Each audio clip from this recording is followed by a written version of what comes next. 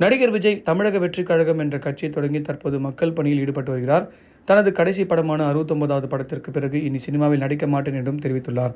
2026 சட்டமன்ற தேர்தலில் நேரடியாக போட்டியிட உள்ளதாகவும் ஏற்கனவே தெரிவித்துள்ளார்.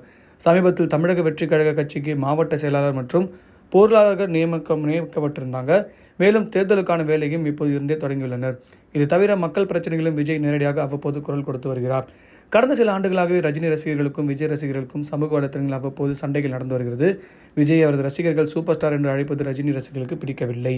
மேலும் ரஜினி மேடையில் பேசிய சில வார்த்தைகளை விஜயை தாக்கி பேசினார் என்று ரஜினி மீதும் விஜய் ரசிகர்கள் கோபமாக உள்ளனர். விஜய் படம் வெளியாகும் போது படம் நன்றாக இல்லை என்று ரஜினி ரசிகர்களும், ரஜினி படம் வெளியாகும் போது படம் நன்றாக இல்லை என விஜய் ரசிகர்களும் சண்டையிடுவது வழக்கம். சமூக வலைத்தளங்களில் சண்டைகளை தாண்டி தற்போது விஜய் மீது முட்டை அடிப்பேன் என்று ரஜினி ரசிகர்கள் பேசியிருப்பது சர்ச்சையை ஏற்படுத்தியுள்ளது. அடுத்த ஆண்டு தேர்தல் நடைபெற உள்ளையில் விஜய் தமிழகம் முழுக்க சுற்றுப்பயணம் மேற்கொள்ள உள்ளதாக தகவல் வெளியாகிறது. விஜய் இந்த சுற்றுப்பயணத்தில் ஈடுபடும் போது அவர் மீது அழுகிய முட்டைகளை அடிப்போம் என்று ரஜினி ரசிகர்கள் எக்ஸ் தளத்தின் ஸ்பேஸில் பேசிய ஆடியோக்கள் தற்போது இணையத்தில் வைரலாகி பெரும் பேசும் பொருளாக மாறியுள்ளது. இதற்கு கடும் எதிர்ப்பு தெரிவித்துள்ள விஜய் ரசிகர்கள் இவ்வாறு பேசியவரை உடனடியாக கைது செய்ய வேண்டும் என்று காவல்துறையிடம் கோரிக்கை வைத்திருக்கின்றனர். 1996ஆம் ஆண்டிலிருந்து அரசியலுக்கு வருவேன் என்று ரஜினி அவ்வப்போது சில சூசகமான வார்த்தைகள் மூலமாக தெரிவித்து வந்தார். அவரது படங்களிலும் அரசியல் பேச்சுகள் இருக்கும். ஆனால் கொரோனா காலத்திற்கு பிறகு அரசியலுக்கு வரமாட்டேன் என்றும் தொடர்ந்து சினிமாவில் நடிப்பேன் என்றும் தெரிவித்தார்.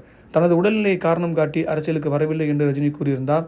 இதனால் ரஜினி ரசிகர்கள் மற்றும் ஆதரவாளர்கள் மிகவும் ஏமாற்றமடைந்தனர்.